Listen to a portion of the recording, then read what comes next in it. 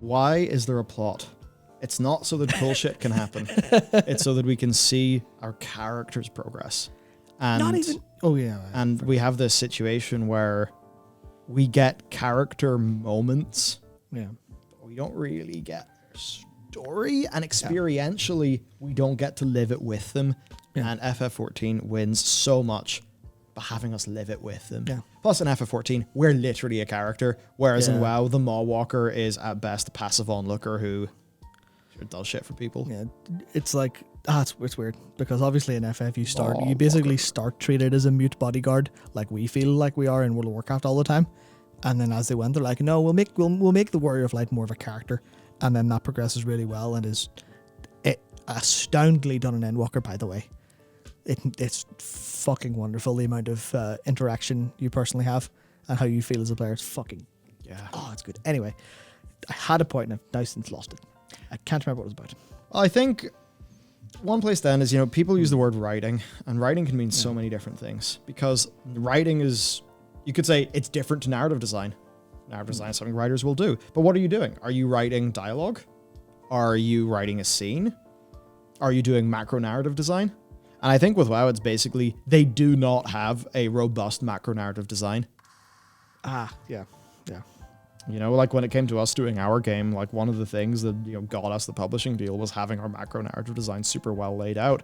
And, publishers really meshing with our macro narrative design in combination with some of the scenes of dialogue we were able to show. So it was that thing like, okay, you've got these cool big scale ideas. And then we're like, okay, and I can see that you're executing on those.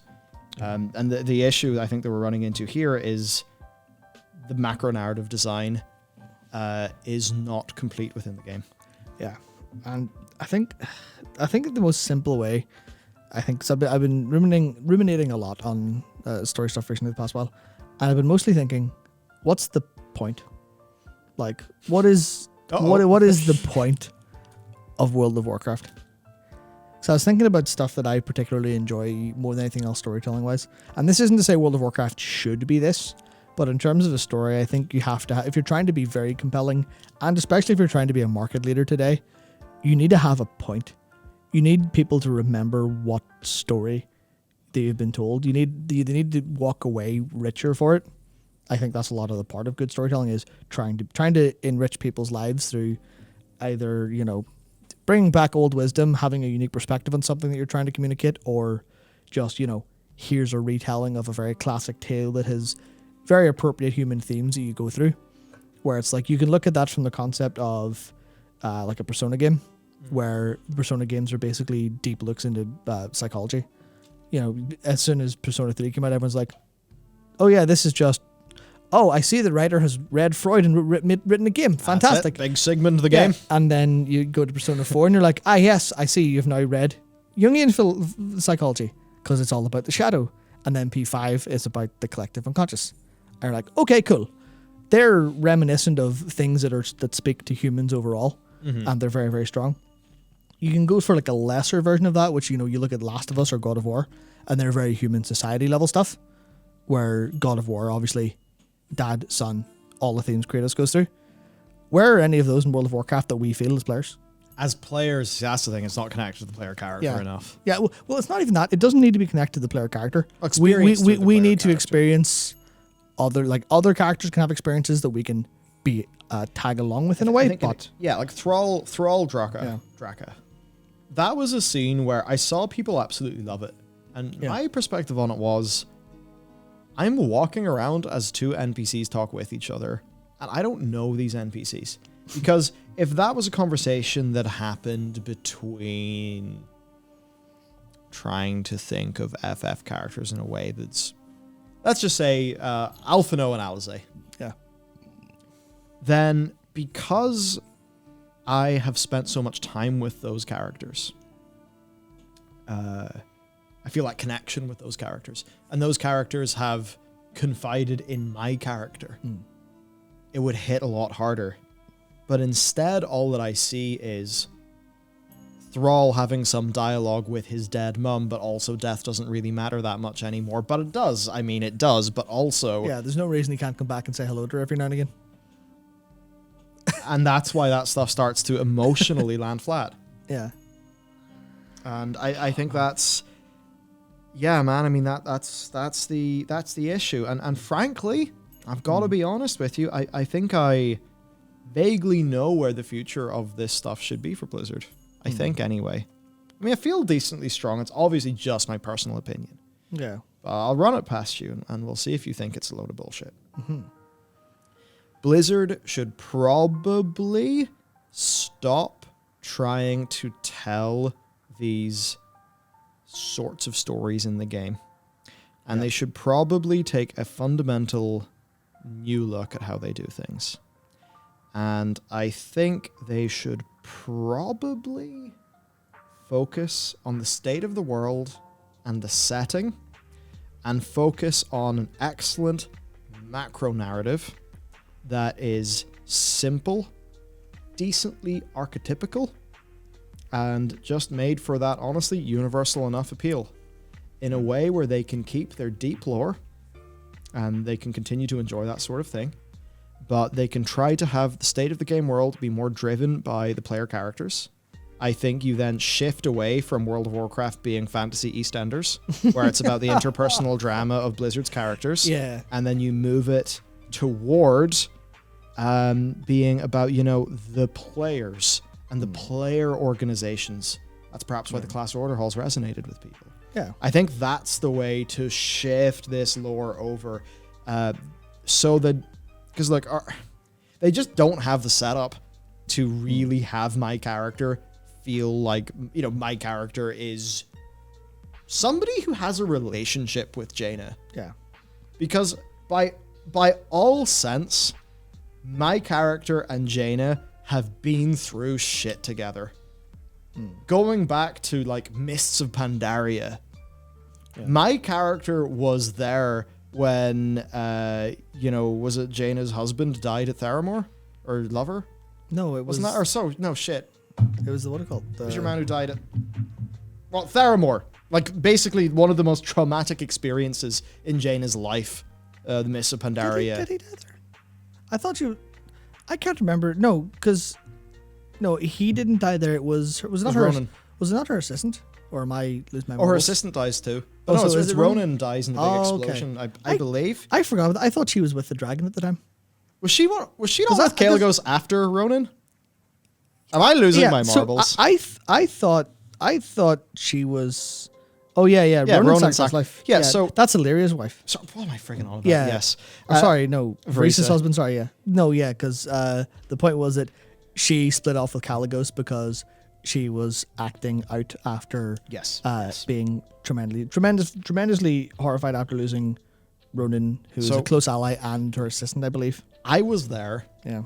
whenever Jaina's student died, whenever her people died. One of the most traumatic experiences in her life. And Jaina still talks to me like a bit of a stranger quite often. It's these sorts of things that are a big issue because they genuinely, I think, don't know who the player character is. And so long as this sort of thing continues, they're not going to be able to tell an FF-like story. And in a way, that's okay. They don't have to. Yeah, they absolutely But don't. instead, they have to do something else really good. Yeah, which was when you go back and think about the stories they told in Westfall, where what's the state of the world? Oh, Stormwind. Oh, Stormwind's such a beautiful place. And then you go and you find out, oh, hang on. There was exploitation of labor and lower class involved in building Stormwind. And now we have to deal with these people who are resorting to the last thing they can, the last resort, which is violence, to get their comeuppance for this. That is like one of the most classic kind of rich tales you can tell in a world where it's like, oh, yeah, here's the political differences, here's the differences between classes, here's infighting going on over injustice been done, and you can kind of go, oh, well, I can empathize with both sides. Oh, this is interesting. There's quandaries involved. Who's right? Who's wrong? We have to decide. Sometimes we have to decide because the quest says go kill the bad guy. There's stuff like that you can do, or you can just go for, here's Jaina. She doesn't remember you. Whoops. Yeah, even though I've borne witness to some of her darkest moments. Yeah, I mean, you saved her from Thros. Did you not? Oh, another Mallwalker saved me from Torghast. Oh, whatever.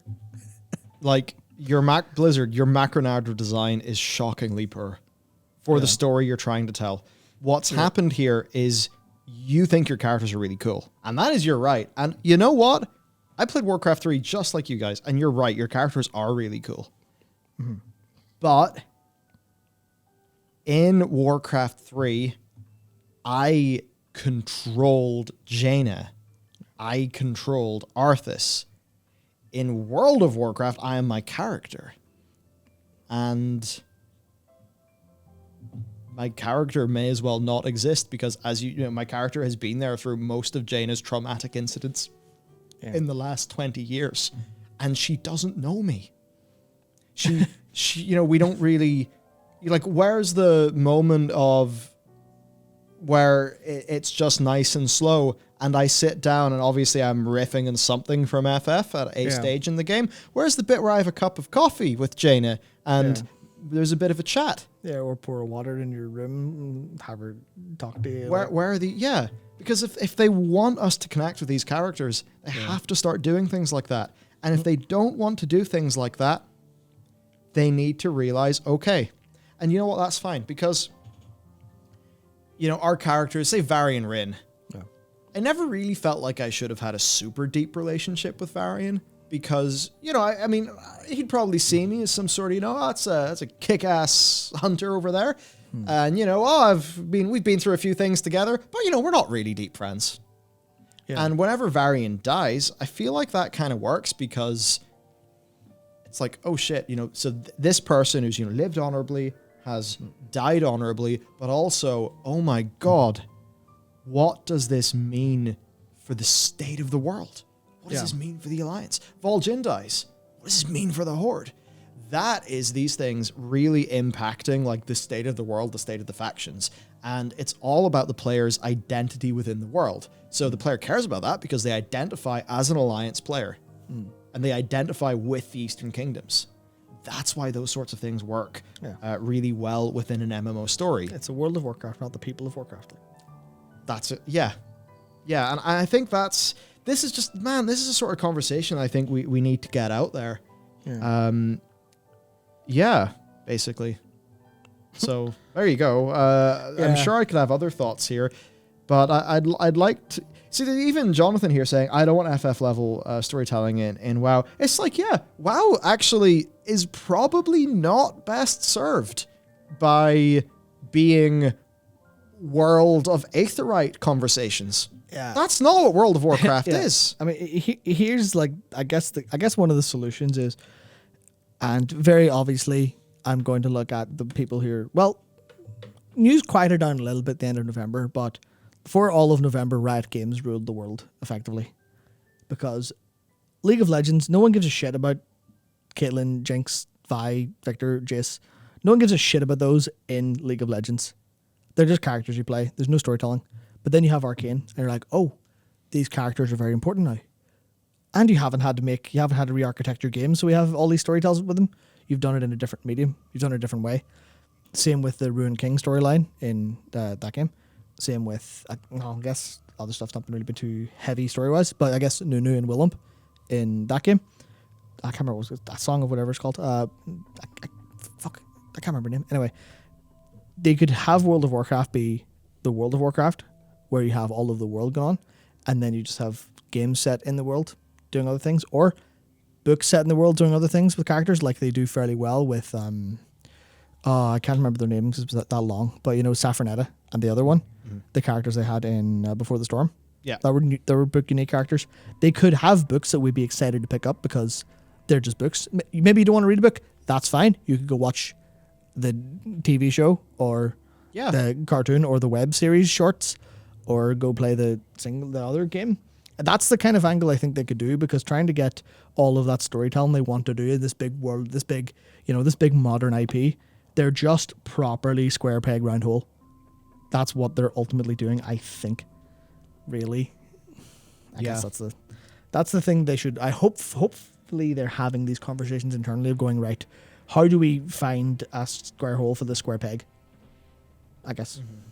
Yeah, I think if there was any way to pull it, it's basically just let's return to big, archetypical, maybe a little bit cheesy stories. Yeah. And I know for a lot of people, it's like, well, this will make the lore less interesting. No, you can do that and still keep the lore being something that people are interested in. Because let's be real, lore interest had always kind of been at its highest in and around like the Legion era, I think.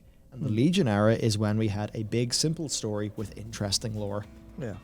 Instead of now where it's got more complex and technical. It's as if they saw that, like, you know, Pyro and you know, and us, etc. were doing these in-depth lore videos, and then it's like they doubled down in that area of the lore.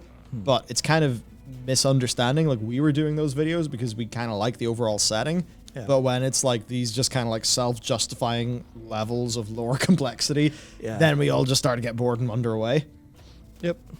That's the thing, yeah. Blizzard can basically stick with rule of cool and work out what are just fundamental ways to make this a game world that people really want to be in, and they can be very successful off that. But I think the more that they are trying to do this character drama stuff, but without actually putting the time into them, there is one way it could work, actually.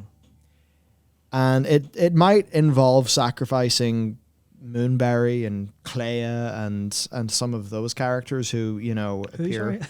Sorry. And it would be if you want to do these big, deep stories with these characters, then you're basically saying this slot, that's the Scions of the Seventh Dawn and the faction leaders, in which case we must be questing with these characters. Yeah. And spending that time with them, meaning that the A plot has got to be the primary focus of, you know, of the story, instead of just a whole bunch of world building happens, and then through raids and cinematics and sometimes the Covenant campaign chapters, we get this. You know, that's how it has to go. Yeah, absolutely. Yeah, that's an interesting thing Cobra brought up, saying it might help if their card game wasn't an AU, alternate universe, because Hearthstone has the capacity for that and actually succeeds on that. Like I think I've said this a number of times on stream before, because every time they release new story content in Hearthstone, I'm like, was this mind blowing? Have I walked away a different person? No. Have I been thoroughly satisfied by an adventure in the Warcraft universe? Yes. And I really like some of them that rely on existing characters, like the Ilden stuff was really, really good. But the ones with the League of Explorers, Reno Jackson, stuff that we've never seen before, is honestly better, I think, because there's more freedom. I've played some Book of Mercenaries stuff. It was like, I think only the first one that I got for free or something. Nice. So nice. And do you know my instant, as you know, it was 2 a.m. in bed, I'm a bit sleepy, just tapping some Hearthstone on my phone. Yeah. Do you know what my thought is? I wake up slightly, and I have this thought that appears in my head that is just, wow, this feels like the universe I fell in love with when I was younger. Yeah. Hearthstone, Heroes of Warcraft, feels more Warcraft than a bunch of modern Warcraft right now. Yeah. And they need to work out why that is. Yeah, I mean, what was the Book of Mercenaries one? The Draenei who needed the Shard of Light to save her kid, and then all the other characters interact on the way, and they also want it for their own reasons. And then you have a climactic moment at the end where push comes to shove, who's the moral victor here technically, who needs it most. And there you go. That's a small story. Very, very human stakes. Mother protecting her child. Someone trying to get out of I can't remember what it was. Trying to get out of a personal really bad spot. That was less I guess less on the moral high ground than protecting your child, but still, you know, you can understand their motive. They're like, oh yeah, that was cool. I like that. Very good. Speaking of motive, as Jonathan Kellogg says, we still don't know the actual motivations behind the jailer. No, we do. We do. You wanted to remake the reality. There you go. Obviously, what's that mean? Do you know what my favorite bit of the cinematic was? When Uther says, he basically says, we don't know what the jailer's doing. And I'm like, Uther, big man, you're right. We don't. Can someone please tell us? Yep. Yeah. So, man, if there's any fucking read from this, it is macro narrative design and adjusting your ends to your means. And that means making some tough calls that are not selfish and self-indulgent. Because if you're going to sacrifice the in-game player experience of your story in order to tell the story in the lore and to push the story in the lore that you personally are the most interested in, then you're not serving your players anymore. You're serving you. The reason why we are here in game development is not to work in the Warcraft IP that we love. Yeah. It is to provide an excellent experience for our players where they come out of the game, they've taken something with them, they're feeling happy afterwards.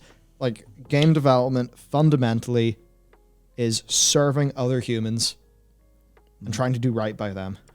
And whenever stories, and you see this in movies sometimes, whenever they get too self-indulgent and all of that stuff, you begin to realize you're not serving your viewer, you're serving yourself. Yeah, I think the key word there is two, because if you don't indulge at least a little bit creatively and draw authentically be you. Yeah, draw on your own experiences, draw on your own knowledge, and not necessarily your own experiences, but your own view of experiences. Because I don't think people have to really deeply engage with some horrible atrocities to understand what it could be like and write about them. But it's that case where, and I think this is going to be generally a problem when you design by committee for a narrative or for a lore. There's no singular voice, and there doesn't need to be one voice, but there does need to be a director going, well, listen, we have agreed that this is the theme we're going for.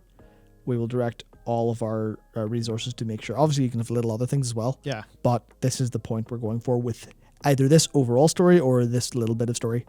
It's a thing where that's a hallmark of basically every story I've enjoyed that's stuck with me for longer than, 1,008 out of 10, pretty good, well executed, happy enough, and then I forget. The stuff that sticks with me is when someone puts their heart and soul into it, but in a way that's for others to enjoy, as opposed to, please pay attention to my deficiencies, which, is a way a lot of writers actually write. And I think a part of that is it's having things like epilogues that are good and emotionally satisfying. Of course. Do you want to know why people like Return of the King? And why people like a bunch of the Final Fantasy stuff? It's because it gives you a emotionally satisfying end. I remember seeing movie reviewers be like, the pacing of the ending is too long and it's self-indulgent. Idiots. To that I say, no, fuck off. It's absolutely. Return of the King does not have a self-indulgent ending. Yeah. Return of the King has an ending that appropriately acknowledges viewer investment in its, it being the end of a 3-movie long trilogy. Yeah. It needs to wrap those things up in an emotionally satisfying way, or else the audience won't be satisfied. And if you just want to make it shorter and tighten it, no.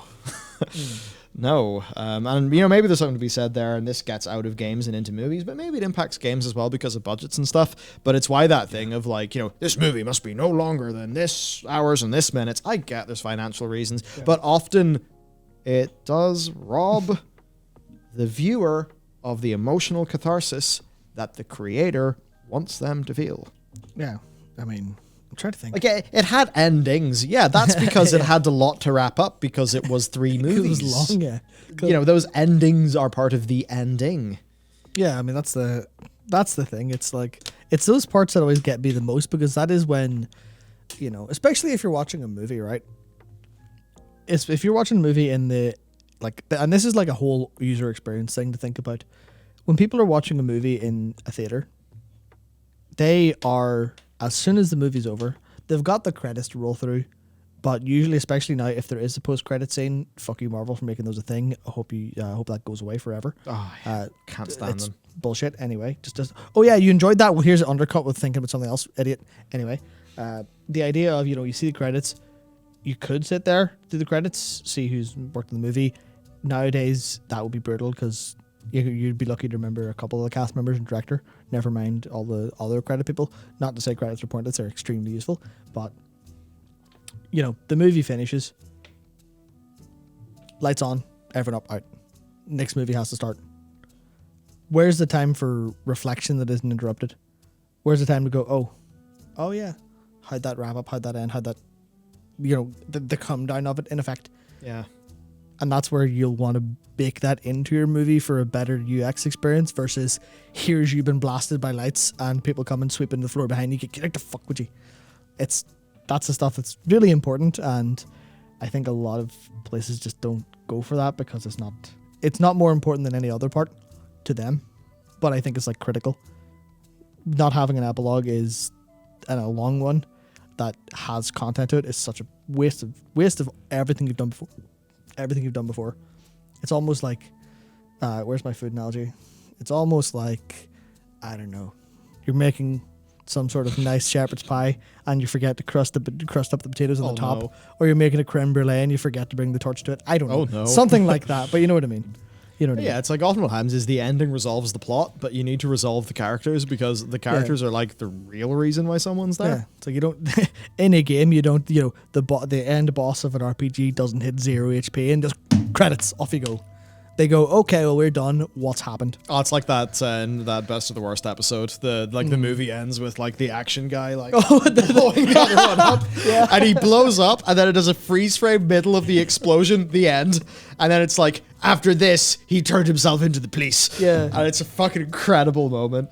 That's what we're talking about. We're just basically talking about stories. What are we talking about? Stories, how they're told, how can apply to an MMO, and the different ways of doing things. Because you can be an FF, you can be a Star Wars. Blood Debts, that was it. Blood Debts. Oh, I love that episode. Yeah. That's good. All right, there we go. Okay, let's move on. Let's move on. I've got a severe headache now. Oh my god. Nice one. That's what you get for thinking about Sylvanas. That's the thing. See, I basically get a tension headache when you think about Sylvanas. Do you know what I've noticed, right? I get a tension headache every second day. And I'd say 60% of the time it's on the right-hand side, and then the rest it's on the left-hand side. And it's very annoying. That's what happens when you're really stressed and your entire upper body is tense all the time. I should really ask it to not do that anymore. Yeah. Could you please stop shoulders, please? Yeah. Just get into a sensory deprivation tank for a couple hours. Oh yeah, that's it. Please just punch my sternoclaviomastoid until it finally gives up and stops giving me bother. Yeah, that's it.